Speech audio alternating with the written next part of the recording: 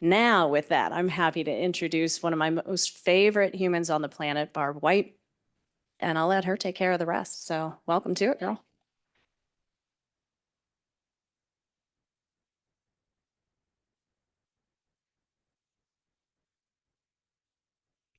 All right. Well, thank you. And, nothing to live up to when somebody introduces you that way. So I'm going to hope not to disappoint.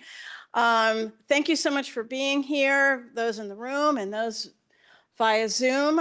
It's always so wonderful to get together to join this movement of Dementia Friends. Our goal really is to change that narrative around a dementia diagnosis from one of negativity and despair to one of positivity and possibility and empowerment, acknowledging that everybody's dementia journey is different in the way that we are all individuals, and the length of that journey differs. Some folks don't live very long after a diagnosis, and others live 12, 14, 15, 20 years. And we're really talking about how to live as well as possible with a dementia diagnosis and how to reduce the stigma and the misinformation around a diagnosis, and to ensure that wherever you go as a care partner and as somebody living with dementia, wherever you go in your community, you are welcome. You continue to be an active participant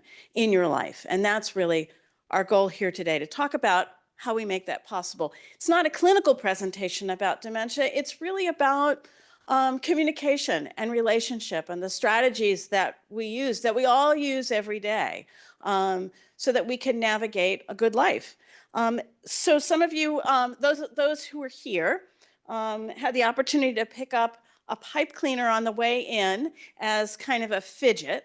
And this pipe cleaner reminds me of a couple of things. And if you're here via Zoom, look around your desk or your workspace and find your own fidget. First of all, it reminds me that when you are living with or caring with somebody who has a dementia diagnosis, you'll never have to be more flexible or more creative than you are in that moment. And pipe cleaners are that. My dad used to give me that. Back in the days, I don't know if you had anybody in your life who smoked a pipe, but they were just white, the pipe cleaners. And, a real fun thing was to get some pipe cleaners from Dad, because you could make just about anything out of it, right? Because they're just so flexible, and kind of a blank canvas. The other thing that it reminds me is that, we all need something. Right? We all need a fidget. We all strategize how to get through all kinds of moments. We do that through our whole lives. And most of our lives, if we think about kind of big transitions, we get some time to figure that out, right? Think about, well, they just started school, right? They just started kindergarten. It's going to take a little while for them to adjust and figure out how to navigate that. Well, they just got their first job, or they just got their first apartment. We're given time to do that. There's an expectation that we will transition and be working out the strategies how to do that well. Except when you're given a dementia diagnosis, then the assumption is that you no longer are able to do that, and you no longer somehow have the right to do that, to have that time of strategizing. So fidgets are a strategy that many of us have, right? To sit through meetings and sit through classes. I was sharing with Lori that, the best way for me to get through a meeting is to write a grocery list or a to-do list. Then I'm really attentive, because I'm not thinking about that other things I have to do, right? Then I can participate. I'm fully attentive. So if you need your fidget, please grab it. Don't worry. Do whatever you need to do. You're going to get a copy of the slides from today. So if you don't want to take notes, don't do it.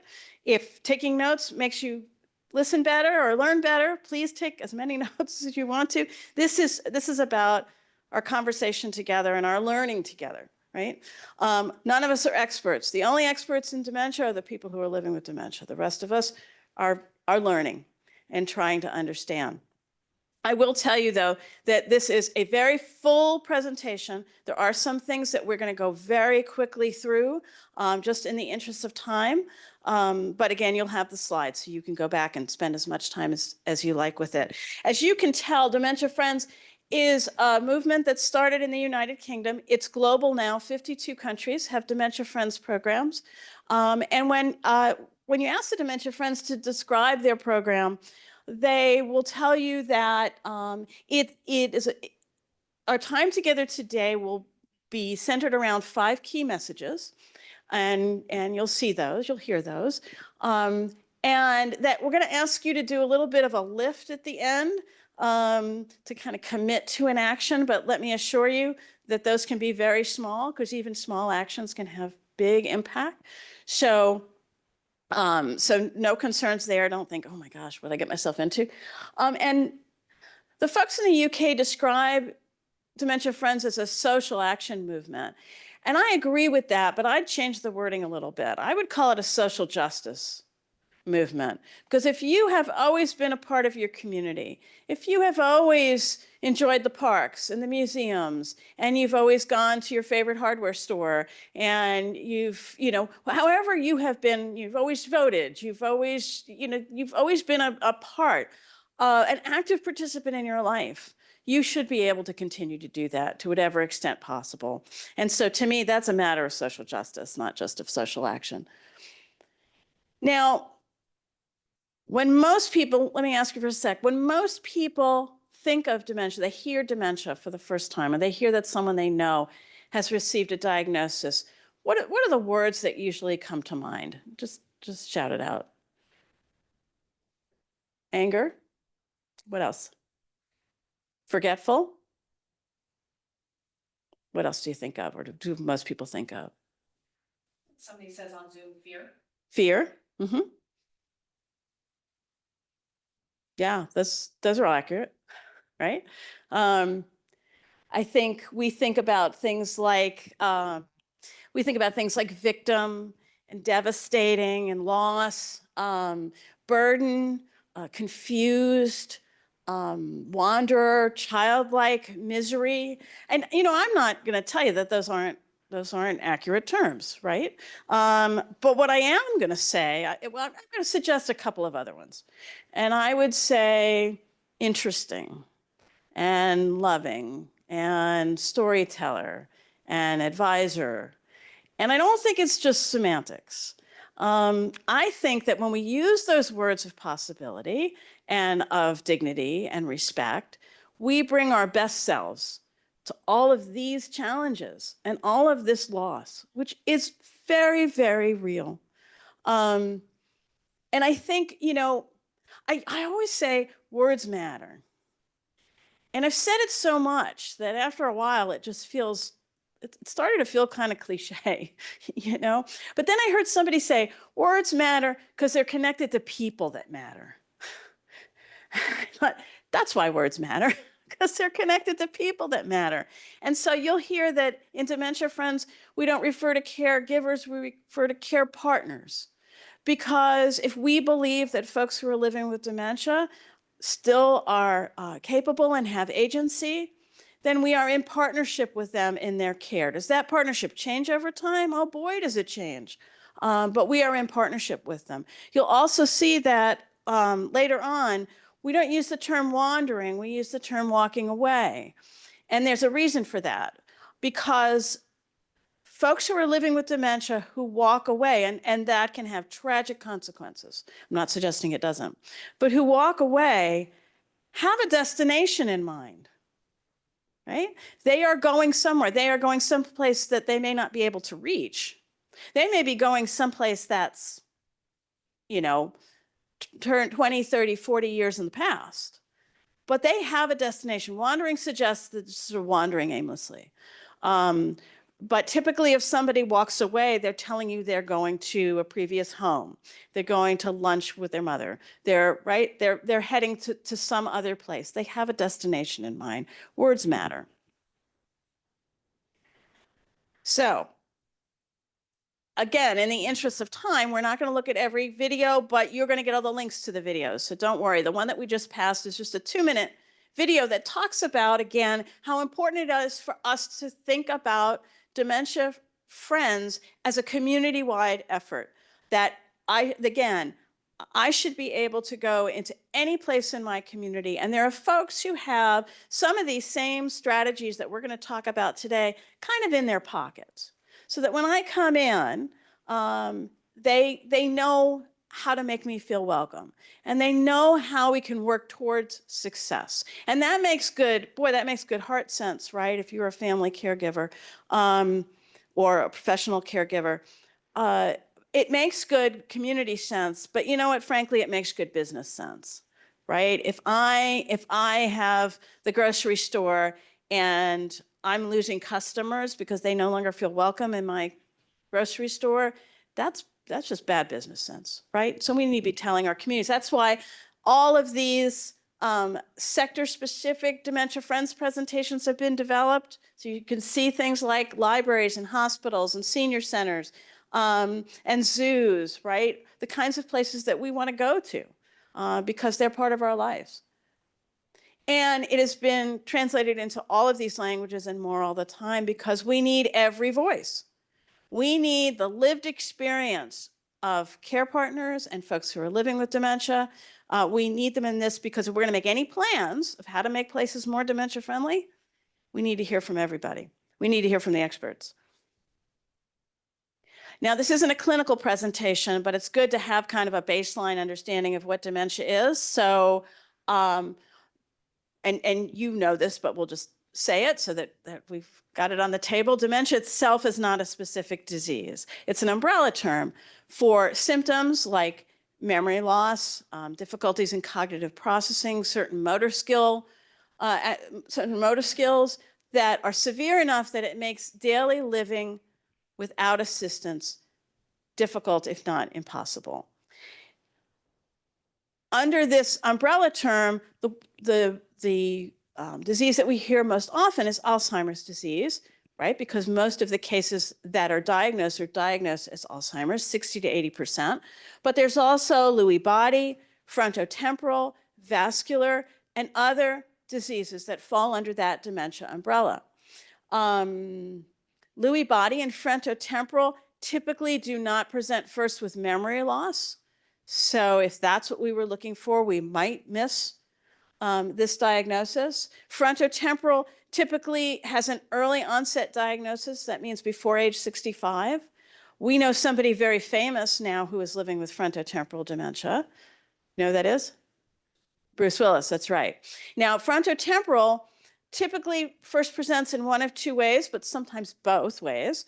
And that's either a very abrupt change in personality or aphasia, the loss of language. And we know that's how Bruce Willis is experiencing frontotemporal. He's lost the ability to speak. And apparently he never wanted anybody to know he was an avid reader because he plays a tough guy all the time. But he was an avid reader and he no longer can read. And there was a very famous singer and actor who passed away recently, who lived with an Alzheimer's diagnosis for 8 years, only to find out he did not have Alzheimer's. And he was in A Star is Born, Chris Christopherson, right? He had Lyme disease. He'd been bitten by a tick. And when he's finally correctly diagnosed and treated for the Lyme disease, he regained some of his memory, not all of it. But this is all to say that there are other conditions, infection, stress, depression, a response to medication, things like that, that can appear to be dementia and are not. And so that's why we need a total workup to try to achieve a diagnosis. It's not unusual for a diagnosis to change from one type of dementia to another.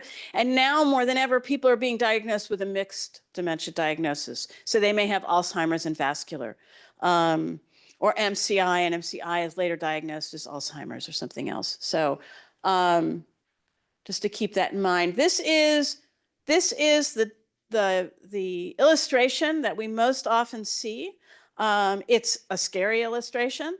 It's an accurate illustration of what happens to the brain, what it looks like with advanced Alzheimer's. Our brains shrink as we age, but of course this is very acute and there are some other things going on there in the brain. But I think a better illustration is the one that's in the video that we're about to share, fingers crossed, right? You never know until you go to share it. I'll tell you that the woman who speaks is British, so she's got a British accent. She does use the term hob for a stovetop. That's what she means.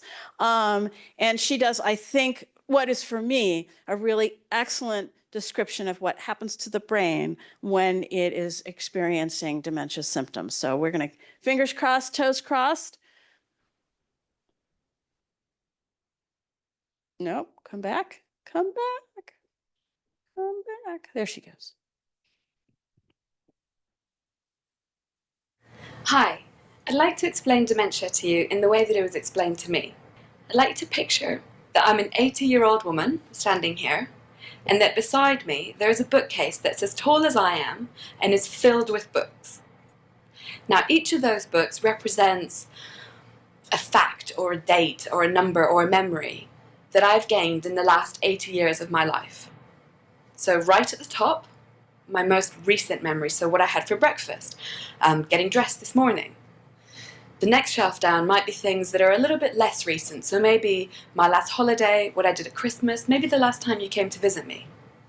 The next shelf down by my shoulders will be my 70s, my 60s, my 50s, my 20s will be down by my knees, and my childhood memories will be all the way down by my feet. So that is the bookcase that makes up me. Now, when I get hit by dementia, what's going to happen is that my bookcase is going to start to rock. And I'm going to start losing those books, starting from the ones on the top, which may explain why my short-term memory is likely to be affected first. So, as my dementia progresses, I might find myself having lost not only the top shelf, but the next one down and the next. I might find myself living in the 1950s. Now, embrace my reality. I go into my kitchen today to make myself a cup of tea. What do you think? Given that I'm expecting a 1950s kitchen, what's a likely accident that I might have? If you thought putting an electric kettle on a hob, that's absolutely right. Now, as my carer, as my relative, you might be tempted to say, we shouldn't let her make tea anymore, that's really dangerous. But there is a simpler solution, which might be to just change my kettle from an electric one to a whistling kettle, because that's what I'm expecting, and I know how to use that. And I learned how to use a whistling kettle all the way down in my childhood, so that memory is likely to stay with me a lot longer. That's not going to help everybody with dementia, but it might help me at this particular stage. Now, I talked about this one bookcase that's got all these facts and memories and numbers, and that's quite a flimsy bookcase, and when that gets hit by dementia, it rocks a lot. Now, this bookcase is representing a part of my brain called the hippocampus, which is more susceptible to dementia. However, my feelings and my emotions, the things that make me who I am and the reasons why you love me, they're all managed separately by a different part of the brain called the amygdala. And that's all here in a separate bookcase. It's a really strong oak bookcase. And when that gets hit by dementia, it's not going to move very much. Let me explain to you how the two bookcases work together. So when I was a child, I had a teacher. He's on the hippocampus bookcase. He was incredibly inspiring. And the way that he made me feel, inspired, in awe, that is stored in a separate book on my amygdala bookcase. So the teacher is on the hippocampus, but the way I felt, that's going to be managed by the amygdala. Now let's bring it back to today, where I'm the 80-year-old woman. I have dementia. You come to visit me. So that's a fact, that happens here. And we have a blazing row. I'm probably going to feel upset, sad, angry, and that's going to go onto the amygdala in a book here. You might go away thinking, it doesn't really matter. She'll forget that I even came to visit, let alone that we had a row. And you know what? You're probably right. That book will probably go. But what's likely to stay with me are those feelings, those emotions, that anger, and with nothing to relate it to, it might be really confusing for me. But let me leave you with a positive example. Say you come to visit me and you take me out to the seaside and we have a great time. So here it is, the seaside, the waves, the great time, the feelings of safety and happiness and love that I feel are held over here in the amygdala. As soon as we get back to my house, I've forgotten where we've been. That book is gone. And you might think, oh, it's just not worth it. Why do I bother? I don't think I'm going to carry on visiting her. But look over here. Those feelings, that safety, that warmth, that's going to stay with me for a lot longer. So I would like to encourage you to continue to visit and to care for the people that you know, relatives, friends who have dementia, and to remember that there is more to the person than the dementia. Thank you. So I hope you found that useful. I know folks sometimes will share it with others who haven't attended a Dementia Friends session, because I think it does a really nice job of sort of illustrating what's happening. A quick anecdote, my very good friend Linda, who lives very near here in North Canton, her mom was in a memory care community very close by, so she'd see her every day. And Linda was visiting her one day, and they were having a great time. Her mom was telling her about her experiences in World War II, and how the women in the service would get on the planes as ballast for the male pilots, and they were just having a great conversation. They always had a good time together.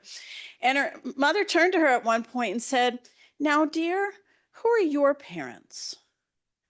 And if you've had that experience, you know what a gut punch that is. It's probably like no other. And that's exactly how it felt to Linda. And then she realized what was happening. In the moment that her mom was telling her the story about her experiences, she was in the 1940s. She hadn't married yet. She hadn't had children yet. So Linda couldn't possibly be her daughter. When Linda visited other times, she knew it was. But what she knew above everything else was that this lovely woman came to see her every day, and they had a wonderful time together. She was always happy to see her.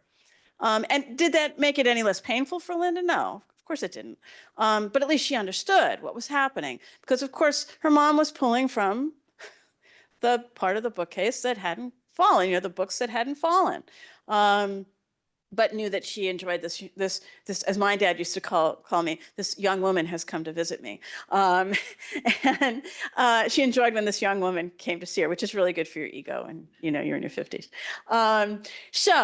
The most important thing to know about dementia, it is not typical aging. They recently did a study, and I won't bore you with the numbers, but an extraordinary number of healthcare people believe that you grow old and that's why you get dementia.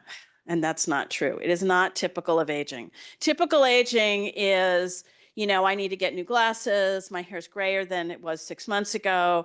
I'm pretty sure more people are mumbling than ever before, because it can't be my ears, right? If they would just speak up. That's typical aging. And we know that there are some things that will slow cognitive loss. There is no cure for dementia, but we know there are some things that can help, and can help brain health. So it's being physically active, being around other people. It turns out that parallel play is just as important for adults as it is for toddlers. So I don't have to talk to anybody else, but just being someplace where there are other people, eating a good, healthy diet, having things that challenge us mentally. So a new class, reading about something we didn't know about, a new phone that makes us angry for a few days because it won't do what the old phone did and you just want to toss it. Remember, it's really good for your brain, no matter how frustrated you are. So those kind of things. And it turns out that even though I joke about people mumbling, one of the leading causes of dementia, they believe right now, is not being attentive to vision and hearing, because it's isolating. And we know how disastrous isolation was for folks during the pandemic, and what a toll it takes on brain health. And so I really need to be attentive to the fact that more people are mumbling than ever before. We're going to go through at lightning speed some of the 10 early signs and symptoms. So If you had a seatbelt, I would tell you to put it on because we're going to go really fast. There's so much we could say about this, but again, you'll have the slides so you can go through it at your leisure. The first early sign and symptom is the one that most people think of right away. It's memory loss that disrupts daily life. So it's the story you were just told and then immediately told that same story again. Or someone called and asked you a question at the help desk or wherever you work, and then immediately called and asked that same question again. And just forgetting important routines, things that you typically did, even if it's the rules of bridge. You were a great bridge player and now suddenly you're struggling to play bridge, right? It's those kinds of things that were very routine to you. We're all going to forget names and appointments as we get older, or as our plates get too full, right? We forget things slip through the cracks. Challenges in planning and solving problems. So this could be not receiving medical care or paying bills on time. It could also be, I always go grocery shopping on Tuesday mornings, and now for some reason I just can't make that happen. I can't figure out the steps, or I can't get where I need to go. Missing an appointment or making a scheduling error, that's pretty typical of all of us, but really as we age, that happens. This is the one I always think is interesting because it seems like if you get a dementia diagnosis, you shouldn't have to do the laundry too, right? You know, or the dishes. Like you ought to get a pass, right? Finally. But even though those are the things we grumble about, those are the things that give us purpose, right? I mean, those are the things we do for our families or for ourselves or to keep our house going. And now we can't do those. We can't do those in the way that we used to. You know, my dad always used to do the laundry for my mom in the apartment building we lived in because he didn't like her going down to the laundry room. And when he was in his last, actually my very last visit with him, he was in a memory care unit and he spoke very little. He said, he asked me about doing the laundry. Where were we going to do the laundry? That was still part of who he was. He was still, my dad's name was Lester Melnick. He was still Lester Melnick. He was Lester Melnick who did the laundry, right? And so he was concerned about that. Where was the laundry room? He had to go do the laundry, right? It was very much him. It was part of what he did for the family. Challenges meeting self-care needs. So the person who was always meticulous suddenly has dirty clothes, torn clothes, isn't bathing. You know, maybe I'm not taking a shower because my sensory needs are heightened with my dementia. So the sound or the feel of the water is uncomfortable or painful. Or maybe I can't remember the steps of taking a shower, right? And I'm 60 years old and I don't want to tell anybody I can't remember how to do this. So I've just stopped showering. We all need help with a new remote or a new microwave. It could be because we're aging, or we could be stubborn like Barb, and I just don't want to learn how to do it. So that's just because I'm old and grumpy. All right. Fourth early sign, I'm losing track. I'm coming to your appointment, and it's tomorrow, but I'm convinced it's today, and I'm not just upset with myself or just annoyed. I am really, really, really, really frustrated. And I'm really frustrated. You know, we tend to talk about those as behaviors, but they're really communication. I'm communicating an unmet need, and the unmet need is I'm losing track of time, and I'm fearful of that. I was always on top of those things. So don't tell me I have the time wrong, right? That can't be it, right? I'm not being difficult, but I have something that's getting away from me, and that frightens me, and it angers me. We all get confused about the day of the week, especially if we're working and with a federal holiday on Monday. You don't know what the day is, right? You never know what day it is, right? Fifth early sign, trouble understanding visual images, spatial relationships, tripping, bumping, falling, the difficult conversation about not driving anymore. But it's also, I come into your bank and it's been raining and you've put out this dark mat, and I take 2 steps in and I see that mat and I refuse to go another step further. And you want me to go, right? And I'm saying, I'm not going, right? Because to me, that looks like a hole. That contrast looks like a hole. And I didn't live to be 75 by walking into holes. That, you know, that's not a survival strategy. And so I'm not going to go. Well, so now I seem like I'm agitated. I seem aggressive, right? When in fact, I'm just trying to save us all by not walking into that hole. I may not be able to express that. So what does that mean for what I need to let businesses know, or even rugs in my own home, about contrast on signs, restroom signs? You know, they should be white with a dark contrast of letters so I can see better. I'm having trouble with visual images. So what are the kinds of things that we need to know about that? Difficulty finding the right words or tracking a conversation. So I might say something like hand clock for watch, because I can't think of watch, but I can think of some other words. But don't mistake my not being able to find words for me not understanding a conversation, because I may still be able to understand a conversation. So don't talk to my care partner, talk to me. I'm still here, right? But I might have trouble tracking a conversation. I might have trouble reading and writing now. And if I was like Bruce Willis, a voracious reader, if I came to your library and always got a big stack of books every week, think of what a loss that is. If I read my devotional every morning, I mean, think about what a loss that is. Should I still stop getting that stack of books? Absolutely not, if that's what makes you feel good. My mom also lived with dementia, so I've been a care partner to two folks who I love dearly. And my mom continued until the very moment she passed to get the New York Times. My mother could not read the New York Times anymore, but she had gotten the Times since she was a kid. She had read the Times since she was a kid.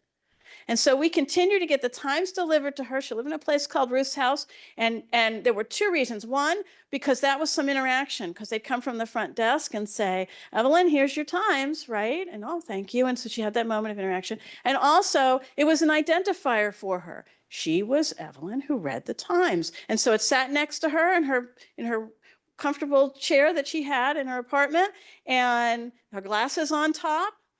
She couldn't read it, but she was the person who got the Times, and so she got it to the very end. So again, recognizing that the person is still the person they are, and that was important to her, so it was important to us. Misplacing things and losing the ability to retrace steps. The retracing steps is the important thing, right? So, you know, I might come in and set my keys down and do 6 other things and then think, where are my keys? But I can say, well, okay, I came in from the garage and then I stopped here and then I stopped there. When I can no longer do that, that's cause for concern. Decreased or poor judgment. These are the scenarios that we hear about most often, because these are the ones that often lead to tragic consequences. Somebody giving their money away, somebody not dressing appropriately, somebody, again, walking away. But it could be just placing importance on things that to the rest of us don't seem very important, objects that don't seem very important, but we have to have them with us. And that seems to us like sort of poor decision making. You know, what if you left the house without that? And I'm talking about, you know, it could be, I always have to have paper towels with me, or I always have to, something like that, that to us does not seem that important, but not having it is concerning. We all make a bad decision every once in a while. That's just part of being human. 9th early sign, so disengagement from social activities. We all sometimes leave a busy party, or we leave a day of work and think, if I don't have to talk to anybody else for 24 hours, I'm going to be just fine, right? We all feel that way sometimes. But this is the person who always went to book group, always went to Bible study, always went to programs at the museum or the zoo, and suddenly stops, isn't there anymore. This is the person who has always, welcomed, say, Meals on Wheels in, or a home caregiver who now won't do that. And you can see that can have some very serious implications. And finally, our 10th, well, that's an interesting little thing that just happened there. Let's go back. Let's see if it'll let us go back. There we go. Our 10th early sign, it's a change in mood or personality. We all, as we age, get kind of stuck in our ways. You know, if dinner is at 6 and it's getting to be 6:30, we're getting a little antsy, right? Why? Dinner's late. But this is about something that is much more acute. A person who is no longer comfortable in the places in which they were always comfortable. They're confused, they're frightened. And this is noticeable. And of course, it's getting in the way of daily living and some of the things that they absolutely must do.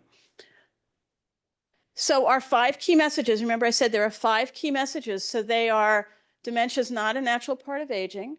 Dementia is caused by diseases of the brain. It's not just about losing your memory, because we've talked about certain cognitive losses and cognitive processing losses, motor skill, that sort of thing. It is possible to live well with dementia with strategies in place. I do work with an organization called Dementia Action Alliance, which is composed mostly of folks who are living with dementia, multiple types of dementia, many of them 12, 14, 15, 20 years. Are they living the way they thought they would? Did life unfold the way they thought it would? No. It didn't. But are they living as well as possible? Are they still continuing to live full lives? They are. Are they constantly developing new strategies for how to do that? They are. Are they experiencing loss on almost a daily basis? They are. But they are living well. So it is possible to do that if we can diagnose as early as possible and begin to put those things in place as a community, not just as individuals.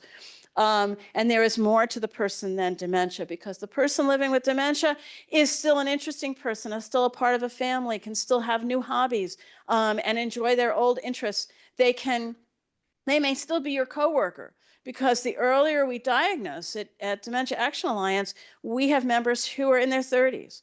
The earlier we diagnose means that we're going to have folks who continue to work. Dementia is a disability, and under ADA, we need to make reasonable accommodations. So HR folks are going to have to start thinking about what that looks like, not just for care partners, so that they can continue to work and care for their loved ones, but for the people who are living with dementia too. All right, so enough me talking. I really want you to meet the folks in this video. Emily and her colleagues have some interesting things to say about their dementia journeys. So again, our fingers crossed. Here we go.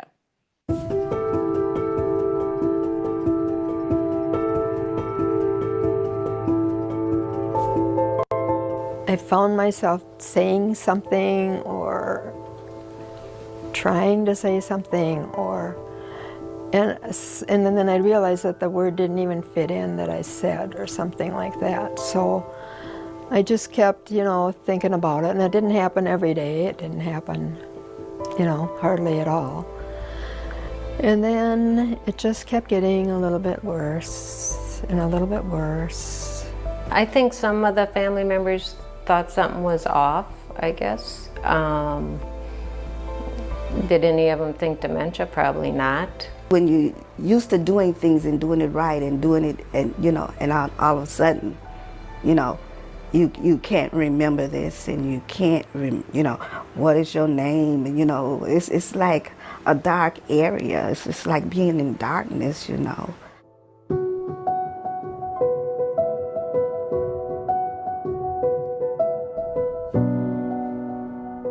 And I think everybody that with this disease, people walk away from them. They're afraid they're going to catch it, like measles or mumps. And that bothers me that they do that. I have to be aware that any moment my brain might not tell me where to go. My first reaction was that I'm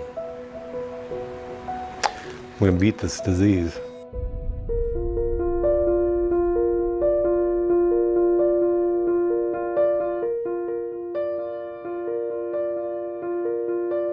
I can't spell anything like I used to be able to just spell, you just write a check. Now I'm not clear what the thing is, how you do it or anything. All that stuff that I thought I was so good at is gone, or on the way gone. Remembering names, I think that's the biggest issue with me. People sometimes would kind of look at you kind of strange, because I'm not saying what they want me to say, or talk the way they want me to talk. When I started putting my shirts on backwards, that was one of my early signs too. Walking, that's why I have a cane now, and because I have a tendency to rock sideways, and I don't want to trip or fall. Darkness is not good for me. and I tend to trip or fall, and my coordination isn't as it used to be. Oh, I don't cook anymore either, because when I cook, and it doesn't matter if someone's in the house or not, I just start cooking and I forget about using, oh, what do you use when you cook? What? Stove. The stove. I forget every time to turn it off. Every time I've cooked, no matter who's there.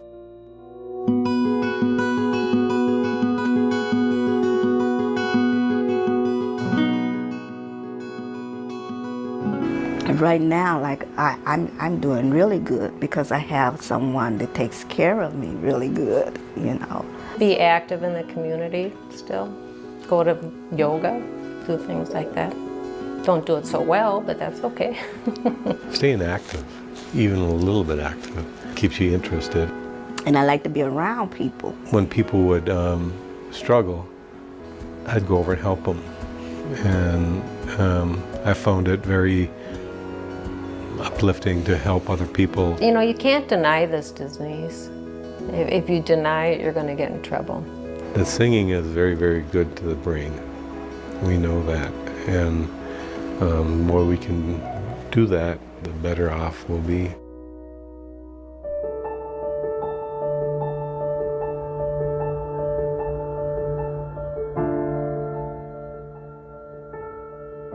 People that have dementia, I think, are very unique. And I think they have a lot to offer still. It's an attitude here. You have to get up in the morning and say, okay, I got to do this today. Even if it's just one thing. I can say to a person that it's going to be all right. And I can say to a person that depend on God. Because with God, everything is possible. I'm not ashamed of it. And nobody should be. I mean, I had cancer. Was I ashamed of having cancer? No. Why would I be? You know? Why should I be ashamed of having dementia? I've lasted 14 years with this disease. It's not going to go away. I accept that. Only thing I guess with my future is that I'll work as hard as I can to stay alive and function.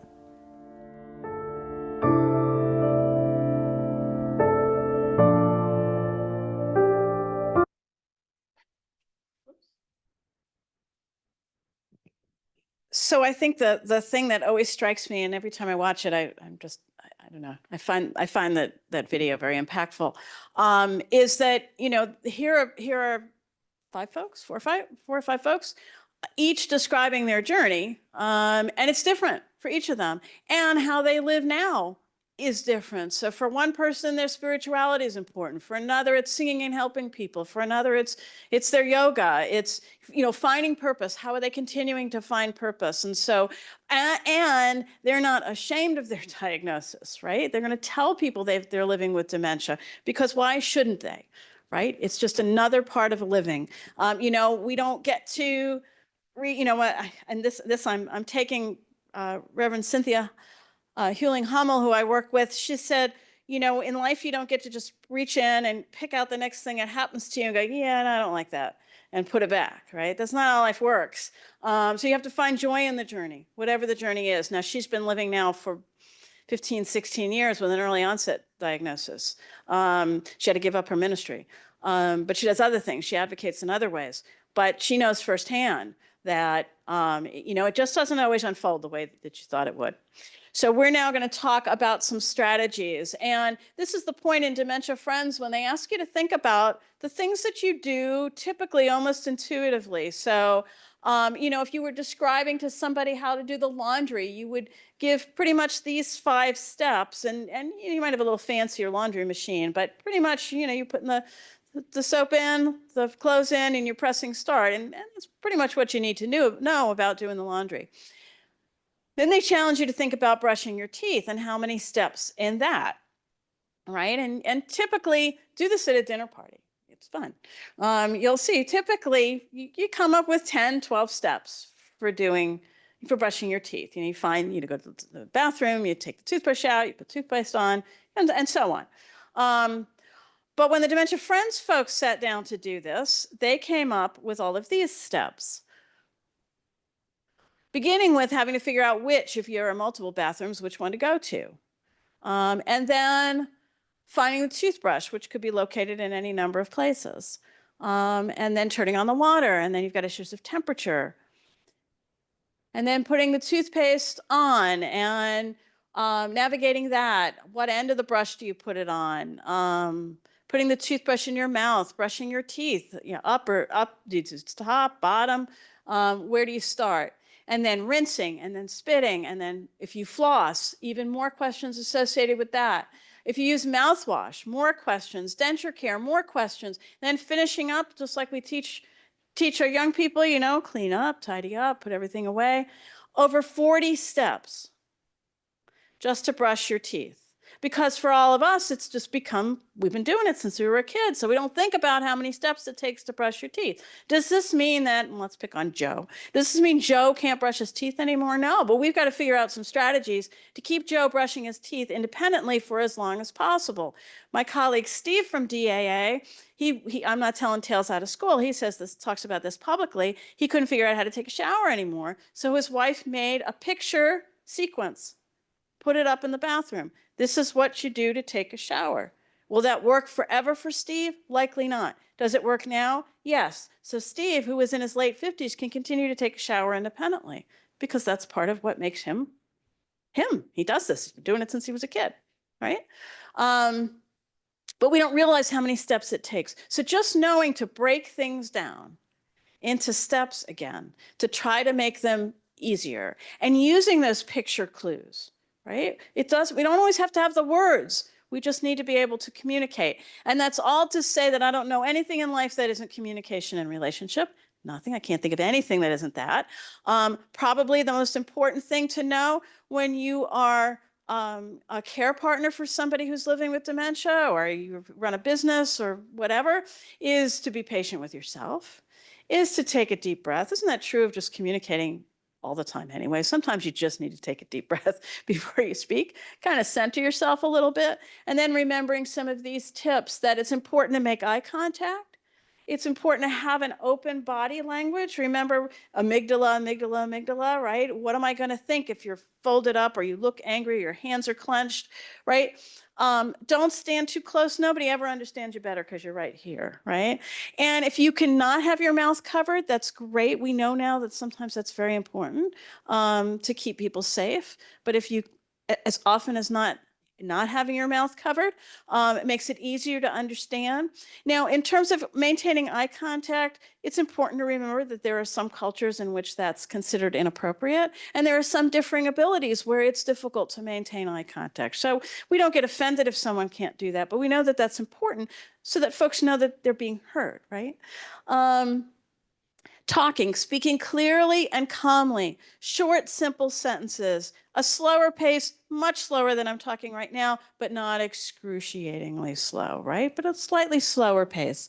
And again, tone of voice and the volume and pitch of your voice. What is that communicating? And then finally, listening carefully, that kind of exquisite listening where you're not already thinking of your answer, but really listening. Encouragement, we're going to get to success. We're going to figure this out. And again, visual cues. What are the kinds of things that you can have that are going to make it possible for somebody to know the next steps of doing something? Even if it's at the library and they've got some pictures of things like library cards, so I don't have to remember that thing I'm supposed to give you that I always knew and I can't remember. And so now I'm panicking because I can't remember what that was. I can just point to it and say this, and oh, that's my cue. That's the thing that I need. Or at the doctor's office when they always need the insurance card again, every single time. If I can't remember what an insurance card is, but you show me a picture, then I'm going to feel welcome and I'm going to feel like I can navigate this visit to the doctor's office, right? I feel better about the experience. Treating the person with dignity and respect. I don't have to tell you to do that. You do that, but it's worth mentioning. Again, being aware of your feelings, your tone of voice, and being patient and supportive.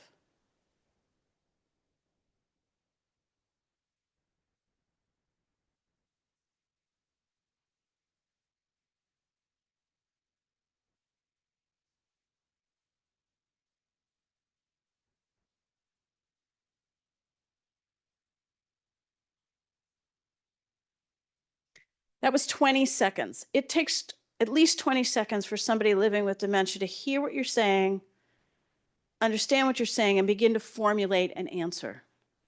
We don't like silence in our culture, so we try to fill it with sound and words. It doesn't make us bad people. It's just who we are. And so remembering that, how does that change the kind of conversations you have to remember that that's what somebody has to do? Our minds do that all the time, but we don't think about it, right? Because our brains just do that. And they do it much, much more quickly. Again, and talking about time, we have 5 minutes, which is extraordinary to me because that's not enough time, but we're going to do this anyway. All right. Always offer comfort and reassurance. Please don't argue. You will never win that argument. I can tell you right now, if we had a lot more time, I'd tell you about a piece of chicken my mom wanted me to take through TSA. You will not win the argument, and you're just going to all end up upset. You don't need to argue, because if you can even get a guess that gets you to where you need to go, it doesn't matter if you find the right word, right? And maybe, again, nonverbal communication, gesturing, pointing can help you get to success. It's not that it's not frustrating when you can't find the right word. Of course it is. Upsetting that your loved one who was so articulate doesn't know, can't speak the way they did. But you're trying to get to a place where needs are met, right? Well,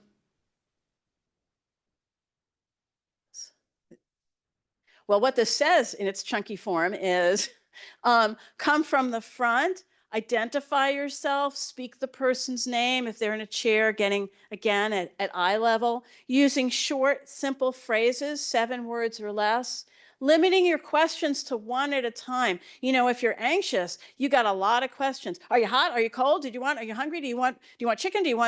Right? That's what we do. It's just who we are, right? That's being human. 1 question at a time, slowly and clearly and patiently. A statement rather than a question. Instead of, do you need to use the bathroom is right there. And you can plug in your own examples. Concrete statements. Please open the door, right? And naming an object instead of just saying, here it is, saying what that object is and using the person's name. Visual cues, written notes. If at all possible, if someone's about to do something dangerous, you're going to say stop. And you need to say it that way. But wherever you can say something in a more positive way, instead of don't go there, let's go here, something more positive.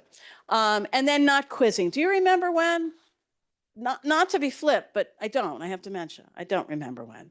But I have lots of interesting things I want to share. And we can have that conversation. But framing it in, do you remember when we went to the zoo, with the kids? We're going to go to the zoo. No, I don't remember when we went to the zoo with the kids. I might, but I can get to that conversation in a different way. I know you know the 5 key messages. Turning your understanding into action. So again, I said something about a small lift. You'll get this list. It might just be making your home a little more dementia friendly, or reaching out to that neighbor who you hear has a diagnosis or is caring for somebody. If you don't do anything else, promise me, I have no way of following up, but asking your doctor for a cognitive assessment, if your doctor does not do that as part of an annual visit, if you are over 65 or if anything you heard today gave you pause, doctors will tell you to get colonoscopies, to get your cholesterol checked, to get a mammogram. All of those things are correct. They won't necessarily do a cognitive assessment.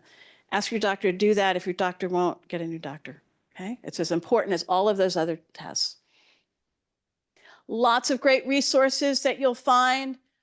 Quick tip sheets. Go to Ohio Council for Cognitive Health. Great quick tip sheets, great videos, short little 2-3 minute videos that are extraordinarily helpful. You'll get all the links to this.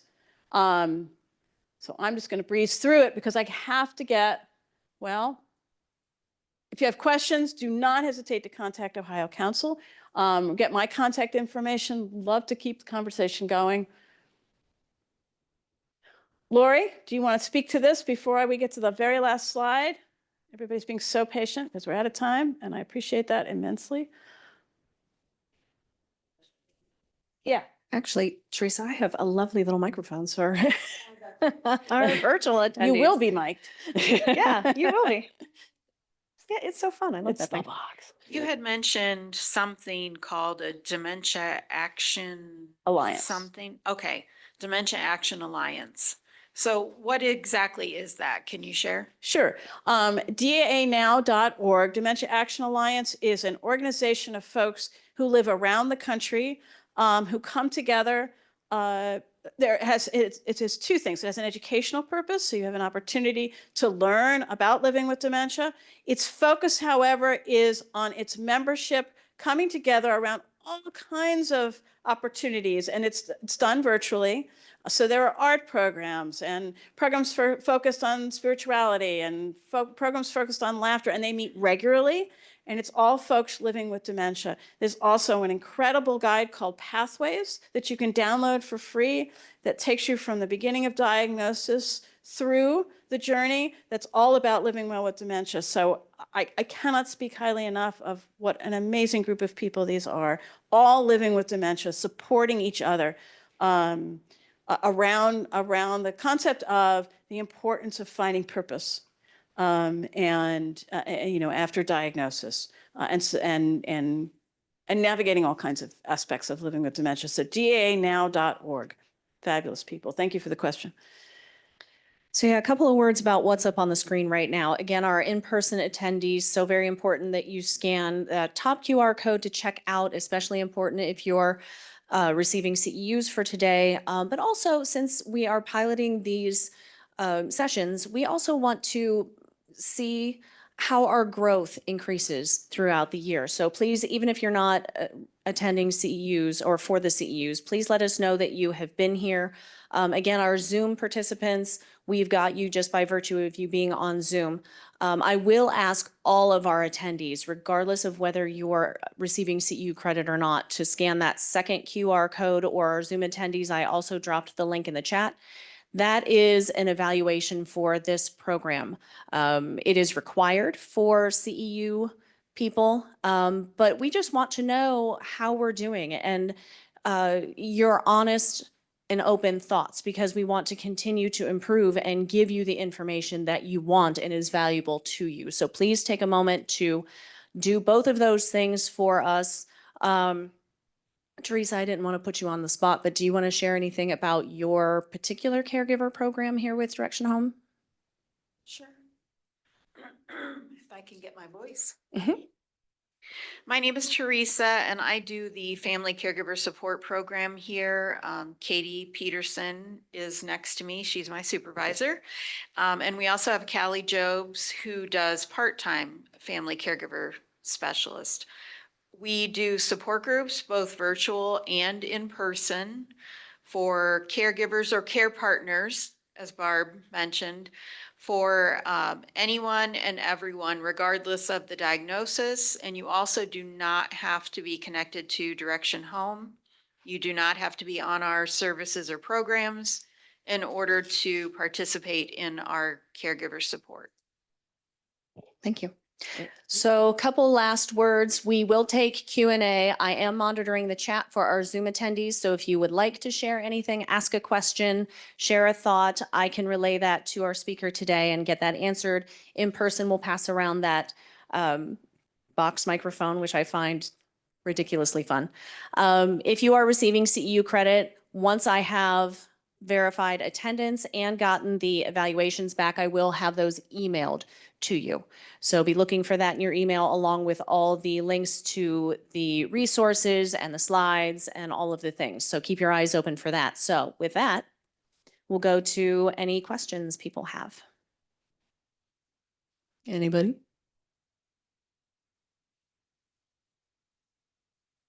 Barb, that means you did a fantastic job. Well, if there are any questions, please contact Lori and she'll contact me, and we'll get a conversation going, because sometimes it's as you're driving home that or 3 o'clock in the morning if you're me, and you think, oh man, I should have asked that. But what I want to say, this is the most important slide. And this is to say thank you for taking the time today, for coming together.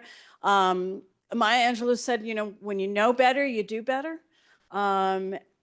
Perfection is not our goal here. Being kind to ourselves is the goal, and living well, both as someone living with dementia and as a care partner. So I want to thank you, because I think we do better when we come together. So there are, I just read, 186,000 dementia friends in the United States alone. There are over 11,000 in the state of Ohio, and now we have at least a dozen more, if not more today. So thank you so much for being part of that movement. There are certificates. You'll get those virtually if you are joining us by Zoom, and in person today if you're here, and you can display that proudly to let folks know that you are a dementia friend. So I thank you so much, and drive safe on the way home. It started snowing. It is January in Ohio. So thanks so much. Yeah. Appreciate you. Next month, we'll do this again, and we will focus on frontotemporal dementia.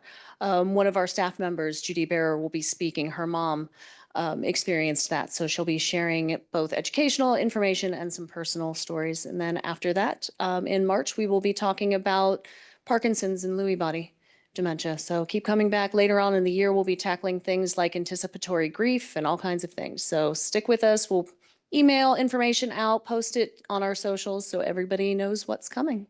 Thanks.